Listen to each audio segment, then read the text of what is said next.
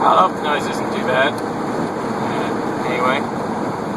Oh, welcome to another episode. It's been a couple of days for me, I think, at least. Anyway, so some newer relations have come up. First of all, I need to try and concentrate on getting this thing more perfect. I mean, I'm just, my thoughts are disorganized, and it's showing in these episodes, and I don't intend it to be that way. So, put some effort into it. I may actually start doing some editing and reshooting some things because some of the things I need to get really clear. So I'm going to work on that. So you'll see a little bit more production quality coming in future episodes here. I hope, at least that's the intent. Anyway, revelation I've had is the influence of the zombie virus on journalism. I have been following The Guardian very steadily since this NSA stuff broke. And what I discovered is that the media, being influenced by the zombie virus, of course, censors things. What I discovered was The Guardian will not publish anything that denotes the possibility of a false flag or a theory of a false flag. A false flag is where a nation-state attacks itself to make it look like they were attacked by someone else. It's a blatant lie. It was used by the Germans and the Nazis in Germany at the rise of power of the Third Reich. And I am pretty convinced it is being used here. I'm pretty sure that Syria was a false flag to get us involved. Now, the thing is, whether or not you believe that is irregardless. It is a very logical conclusion to draw. It is a possibility. It should not be excluded from the conversation by any means, especially given that it is actually the most likely scenario, given logic. If you take out the human factor, which you have to do with zombies, of course. This is how zombies think. We went over this. But so what's going on is that the media is censoring these false flags from the discussion. We don't want to talk about that publicly. That's kook. That's conspiracy theory stuff. Well, what I realized is, wonder if that same thing might have happened in Nazi Germany when Hitler was coming to power. And, sorry, I've got potential crew members behind me. I'm showing them the bag. Yeah, that big. That's where I live right now. You don't. I can move anywhere I want where there's water. Anyway, it occurred to me that during the rise of the Third Reich, that maybe the media didn't want discussions of conspiracy theories like the Nazis, say maybe taking people to concentration camps so they could be gassed and killed. Oh, they would never do that. We can't discuss that. That's not even a possibility. We won't even address it. Well, if it's a possibility that the media won't address, and the powers that be know it and are capable of doing such things, doesn't that give them free license to do so? Something to think about.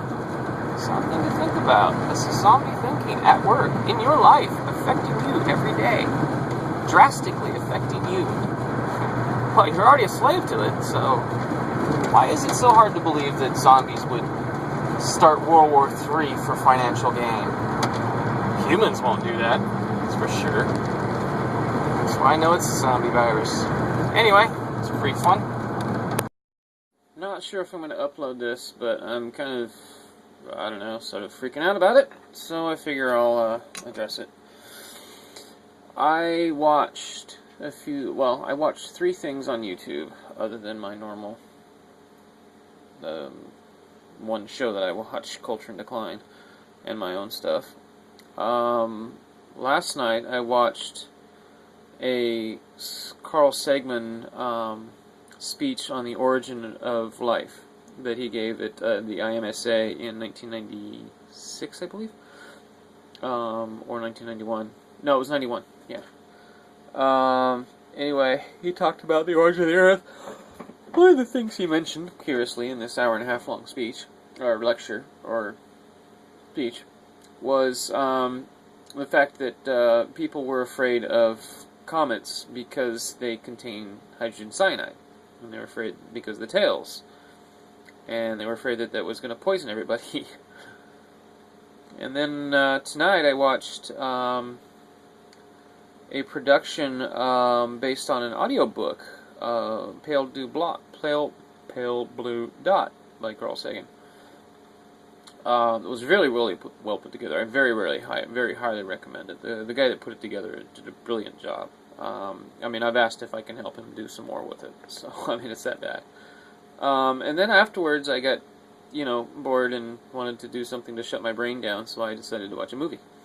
Because that's what you do when you watch a movie. You shut your brain down. And there's a lot of personal issues with it, and I won't discuss it, but for some reason I wanted to see the movie Night of the Comet. It seemed to be some kind of a link to some of my lost memories of my past. And I wanted to satisfy that curiosity.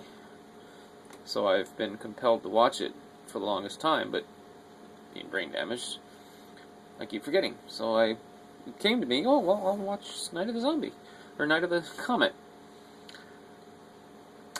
And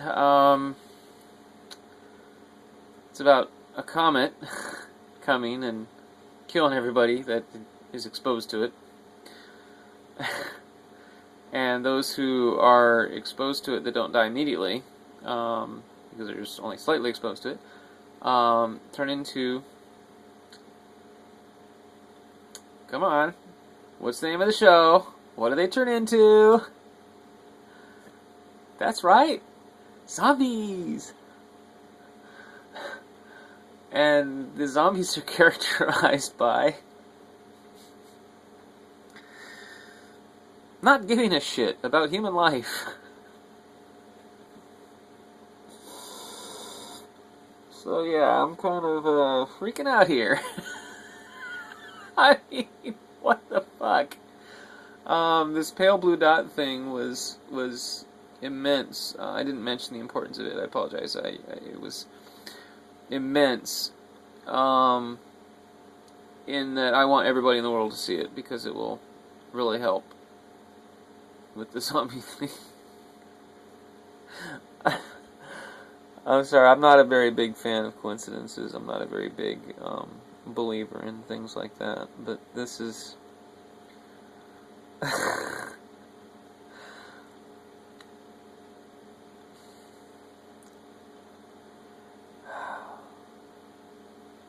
What this really is... I don't know. Brain damage getting the better of me, I don't know. Come on, I mean, I'm under a little bit of stress here. Just tiniest bit of stress here, being the only fucking human left alive in a world full of zombies that don't think they're zombies, that think I'm an asshole. Yeah, that was the other aspect of it.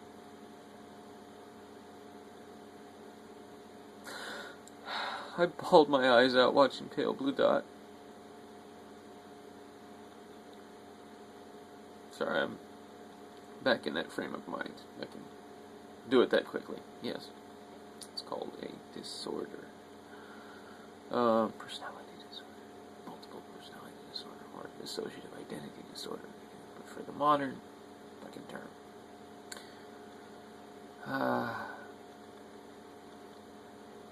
But, it's a very heartening movie. Made by a man I have the deepest respect for, Carl Sagan. Or, well, not made by him, it was his work that was made into a movie. Anyway, I highly recommend it. It's on YouTube. It's called Pale Blue Dot, and it's by a Russian name, Kozranov or something like that. They're a production company, and they did a brilliant job with it. It's from an audiobook, so they used Carl Sagan's voice with video clips that they put together. I couldn't tell.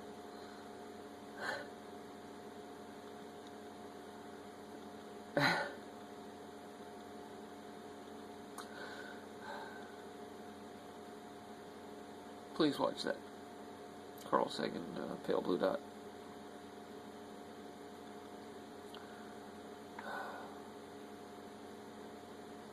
I don't want to be the only human left.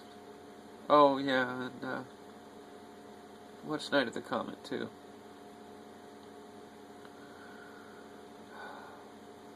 No, yeah, Night of the Comet. Pale Blue Dot. Pale Blue Dot first.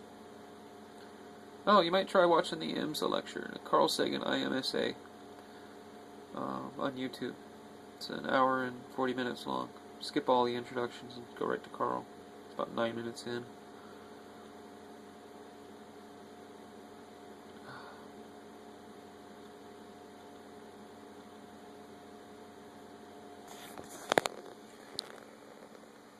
I dropped my cell phone in the water. 15 feet of seawater with red tide coming into it. Red tide can kill me.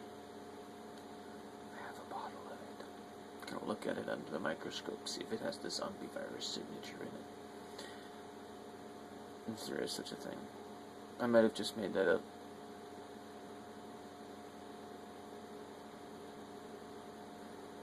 I might keep making it up. I'm gonna start having some fun with this.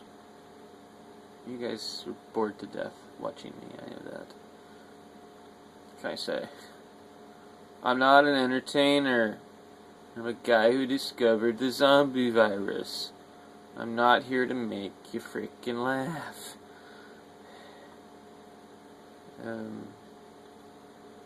Although I probably do make a few of you laugh.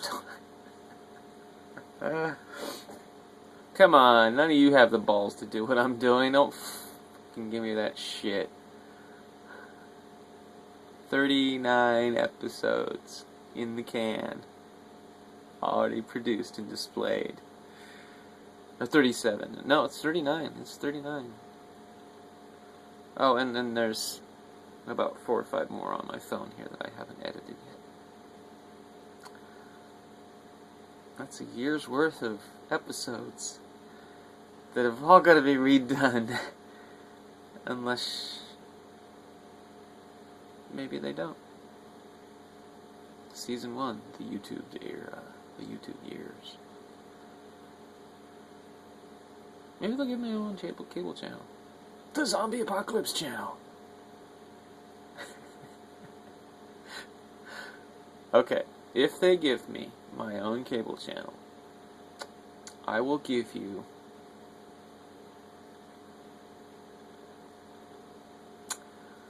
let me think about this. I will give you 24 hours of me live, uninterrupted, on this phone. No, on a. It'd have to be a camera feed. That'd be something I can carry around with me, because I'll have to take it to the bathroom. I'll have to eat with it. I won't sleep. I promise I will stay up for 24 hours as best as I can, and you get to see what insomnia is like. So give me my own cable channel. And that's what I'll give you the first 24 hours. Me, live. Hi, welcome to my cable channel. For the first 24 hours you get to see me. And nothing but me. Live. The whole time.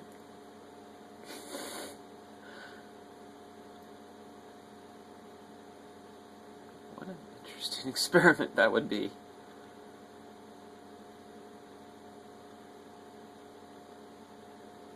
Screw you, Kiefer. Show you how to do fucking TV right, buddy.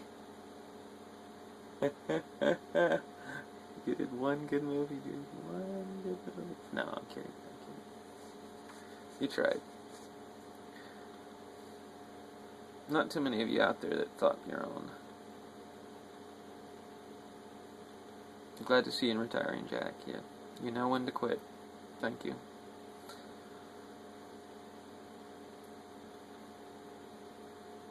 Big time, Jack. Thank you. Anyway, I'm getting nostalgic.